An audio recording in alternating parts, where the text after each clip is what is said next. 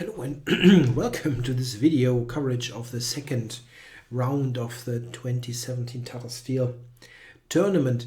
The second round had a little bit more action than the first one. First round only had one decisive game and the second one actually had three. So we're going to look at those three decisive games. Of course, the draws also should be checked, but they weren't all that exciting. The only game that had some, where it looked like there could be a winner was Report with white against Kayak, and Report played one of his unusual openings, so to say. Played 1b3 and got into a bit of trouble, but defended well, I think, and made a draw against Kayakin. So let's look at the decisive games. First one, the Indian duel, Hari Krishna with white against Adiban. We got a Rulo pass with this early b5 bishop c5. One of the active lines that Black has at his disposal. It's a bit more based on active pieces than some other rule lines, but it also requires lots of study of concrete variations. Hari Krishna played like that. It's interesting to note that the pawn on e4 is hanging, but Black cannot take it due to this well-known tactical trick, attacking both knights, winning one of them.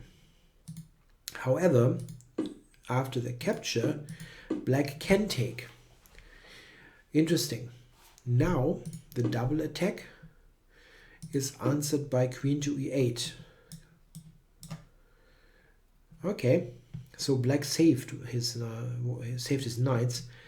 However, queen c2 is a good move, attacking this knight and this knight. So again, it's a renewed double attack, but it does not win a piece, interestingly enough, because Adiban has knight to b4. Queen takes, bishop takes, and now d5, and the bishop is trapped in the middle of the board. Very nice. Yeah, white also cannot do much with a counter attack like this, as after d takes e4, the knight is immediately attacked. So check. This desperado capture on h7 is actually the best. White gets a pawn. Pawn back, yeah? The material is equal now. In fact, I would also say that the position is probably about equal. Black has got the bishop pair, which is nice, but on the other hand, this c-pawn is not ideal. It's currently a bit backward and doesn't do much in the near future.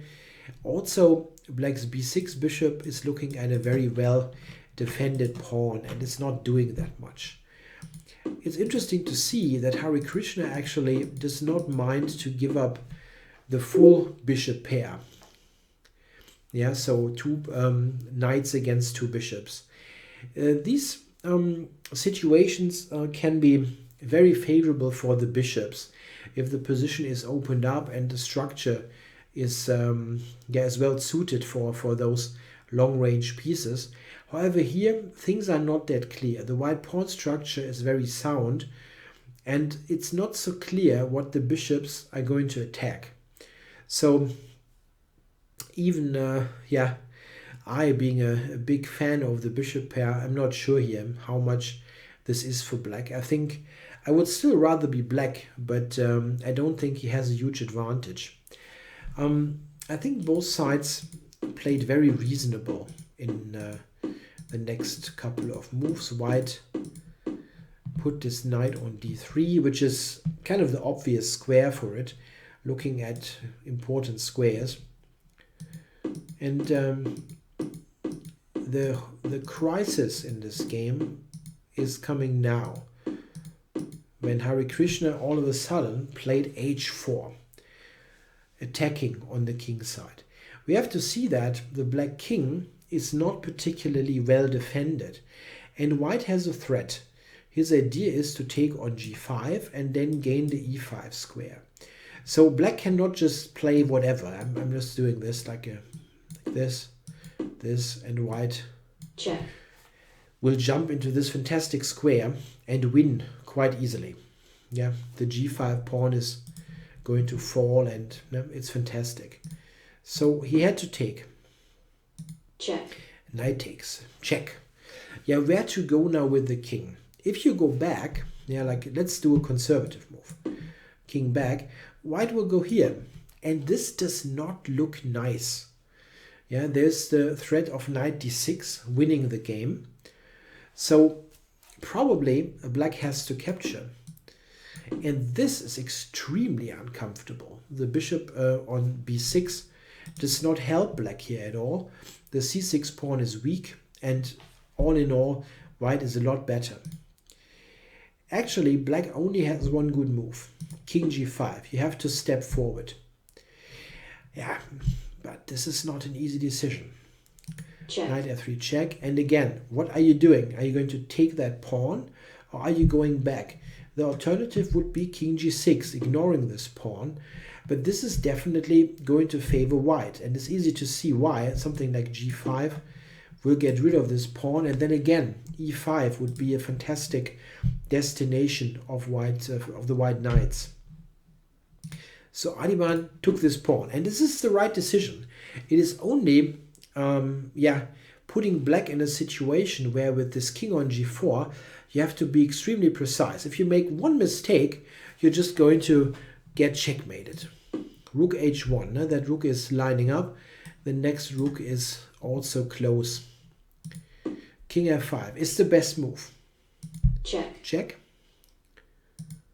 And king back to e6. This is also fine. And now very clever move by Hare Krishna. He just plays rook h6. We have to note that white is a pawn down, but okay, he's very active and has threats all over the place. Now, Adiban has to play king to f7.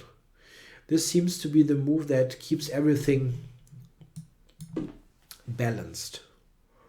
White can attack, of course, like this, intending knight h5, but it does not seem to be decisive. Now, if black takes this, by the way, check, there's rook h7. Yeah, something like that is no good. King f7 is the move, but he played king to f5. And it turns out that this move 39, with little time on the clock, loses the game. Knight h4 is the correct check, move, and it was played by Hare Krishna.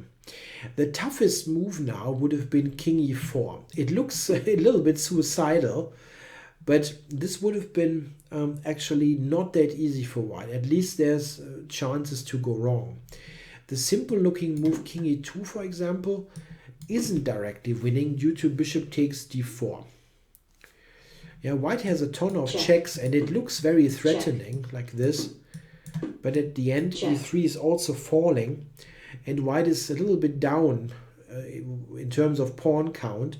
Plus, you have two knights, which is always going to be a problem, as two single knights cannot checkmate. So this isn't so easy at all. White, however, after king e4, has a winning move in rook c3, which isn't extremely intuitive, so not easy at all. It was would have been move 41, so Hare Krishna would have had time to figure that out. Still, this is at least a good practical chance for black. The move king g5, however, what Adiban played, leads to a direct checkmate. check, Check. Takes. check, Check. Only move this, and that's it. Black has no single check, and the next move is rook 1 or rook h takes h3, checkmate. So a tragic end of this game for Adiban. He played perfectly okay up to one specific point where he stepped on this mine, basically. Yeah. Here you have to go to f7. The other move, king f5, was losing. So a win for Hare Krishna here in this Indian duel. The next game I want to check, second decisive game, is Vendveli Elyanov. In this game, we had a Queen's Indian defense, and the rising position is something that we also see quite a bit from the Catalan. So, talking about this structure, White has given up the bishop pair, then bishop on f4 had been taken, but he's also limiting Black's queenside play quite a bit. This bishop is passive, it's much less active than the bishop on g2. In general, I would say that White is quite fine here, probably very slightly better. In the game, it was centralization and activation of pieces, all pretty normal looking. White wants to keep pieces on the board with knight e4, and Black plays f6 and f5. This is actually, I think, quite a good idea. The knight on e4 was active and is pushed back, and the weak e5 square did not prove to be all that much of a problem. Black is always able to fight for this with the bishop. He played king h8 and c5, freeing himself finally on the d and c file. There are so many pieces on the d file that this opposition of rook and queen doesn't do all that much. Yeah, takes and just recaptures. Yeah, maybe now, I mean, when Willi played knight f3, maybe he should have taken there and just simplify matters like this. I think Black is okay, but I like this a little bit more than the game, if you ask me. He played this, and now Elyanov went to play queen a8. I always like these kind of battery maneuvers. It looks dangerous. And there is really some danger with Black moving the knight away. He would attack f3 and x-raying all over to g2. So there are some tactical ideas. Venveli played this, and knight f6 now was a good move by Elyanov. White now cannot take on e6 because of the move knight g4. That threatens knight takes f2 check and the capture on e5 winning material, as there is this huge pressure here on the diagonal. Queen takes e6 doesn't work. White had to play king g1. That was the right move. Bishop d5, queen moved, and bishop d6. This phase of the game is played well by both sides, but we get to a critical position soon afterwards. And I think it's here, if I'm not mistaken. Yeah, here. In this situation, White has to play a certain move. It's one of those cases where you have to check a position and come to the conclusion, okay, I have to play this exact move, otherwise it's not great. And this is here. Queen to d7 was the right move, and this is what Venveli played. Queen d7 makes some sense. The queen is activated and also is looking a little bit at the black king. One point, a very important point, is that the move knight f4, which was played in the game, neglects the c1 square. And check. Black immediately could exploit that with a check. And now White is in some trouble already. The normal move, rook d1, fails due to queen to c6. And White's queen here is overloaded. If White takes, check, it's a full rook, because rook takes d1 is check. So something like this should be played, and then queen c2 wins for Black. Quite drastic. Something like this check, will be a win for Black. Yeah, I can take this first, check, and then he's going to win with bishop knight in the attack. Okay, that doesn't look good. So he played king h2. But this is also not going to cut it because of queen d8. Oops. So h4 is impossible to defend all of a sudden.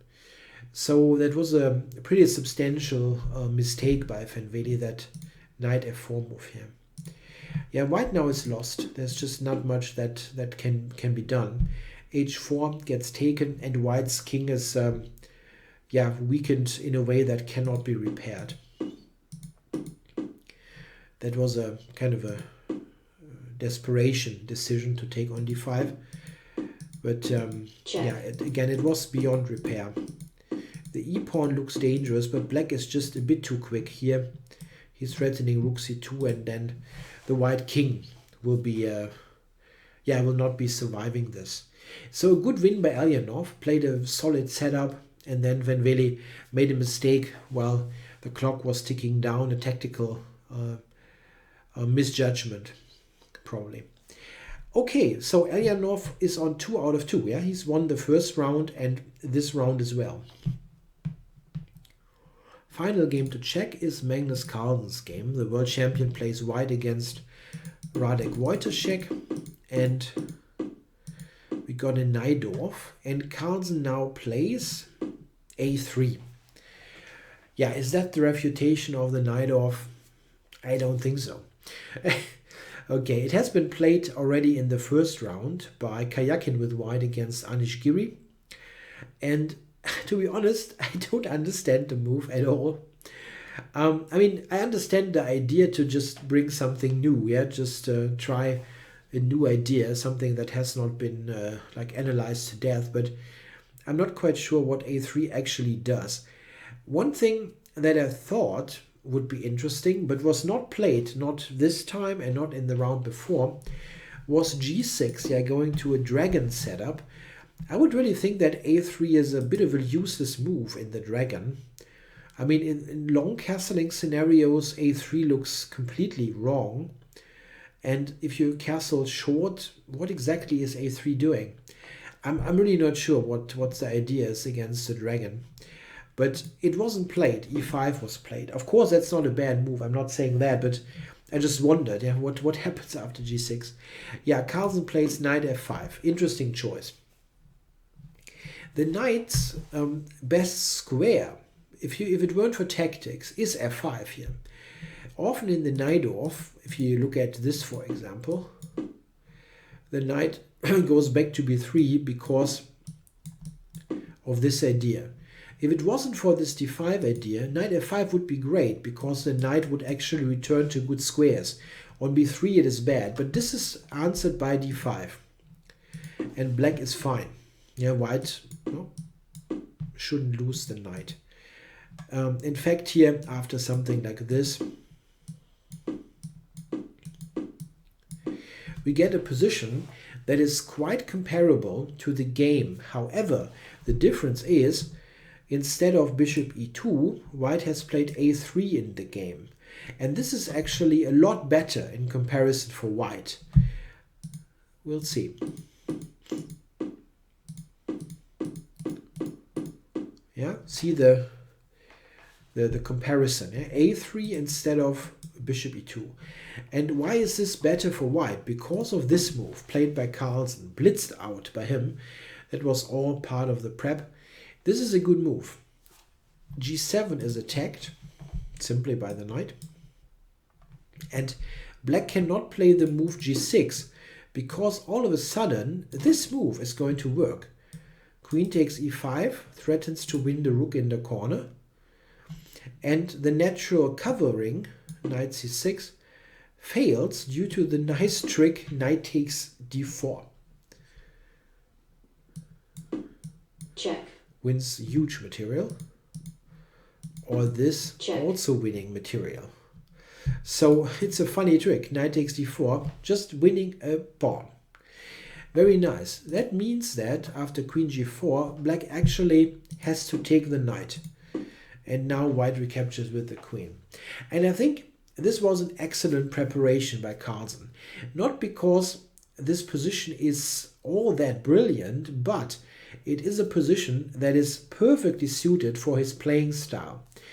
I will show you what I mean. Let's do two more moves. You just have to do one thing. Compare this bishop with this bishop. The bishop on d6 will always be behind this e5, d4 pawns and will be passive.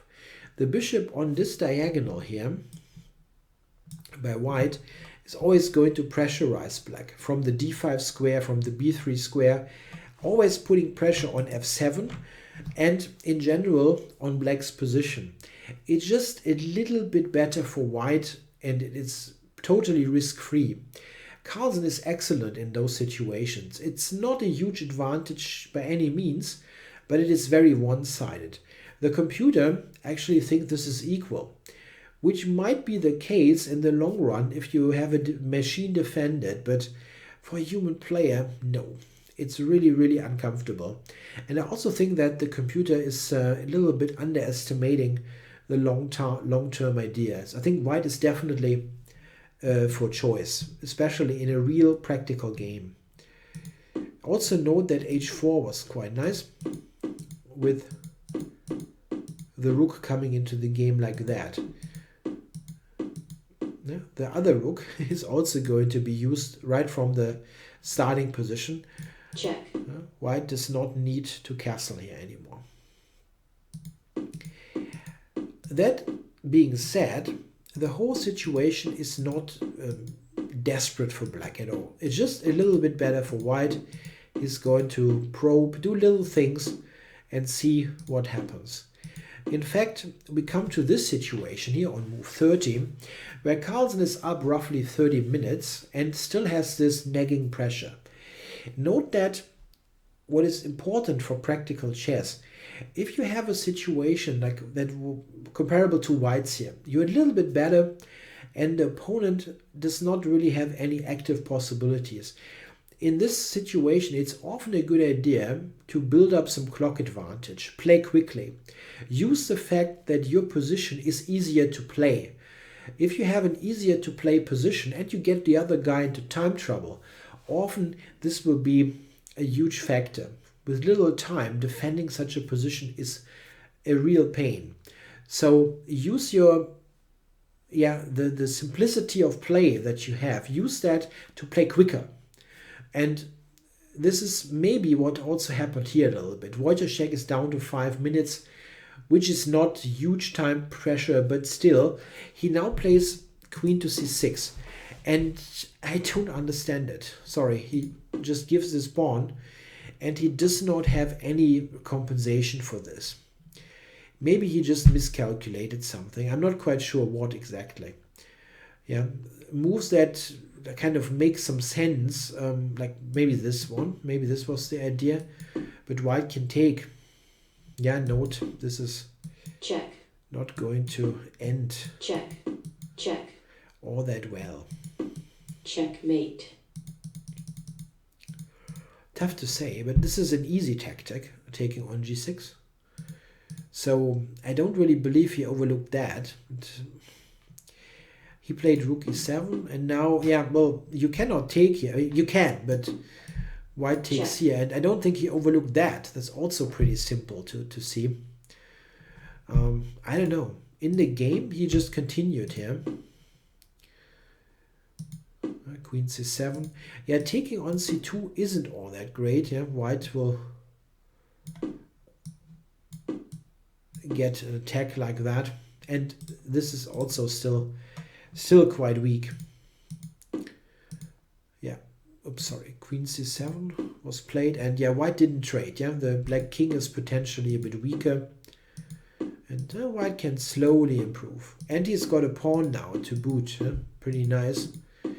g3, making the king a little bit safer, and now queen to d1. A good move. It's x-raying a4, looking at d4, and intends rook d3 or rook a3. Rook f6, and after the capture, c3 was a good move, looking to take the a4 pawn.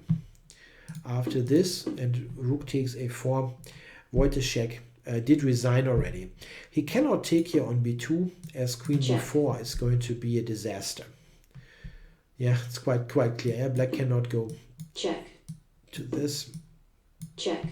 Will lead to mate, or he can go to g5 and something like that is also going to be decisive. So he couldn't take on b2, so Wojciech's only option would have been to just retreat and white will, check, yeah, just check, will be 2 pawns up and still have this excellent position.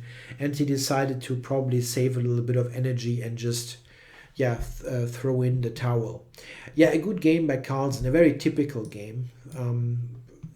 If you want to look at a Carlsen game, this is it. Yeah, slight advantage, probing around, playing quickly, and then black made a mistake.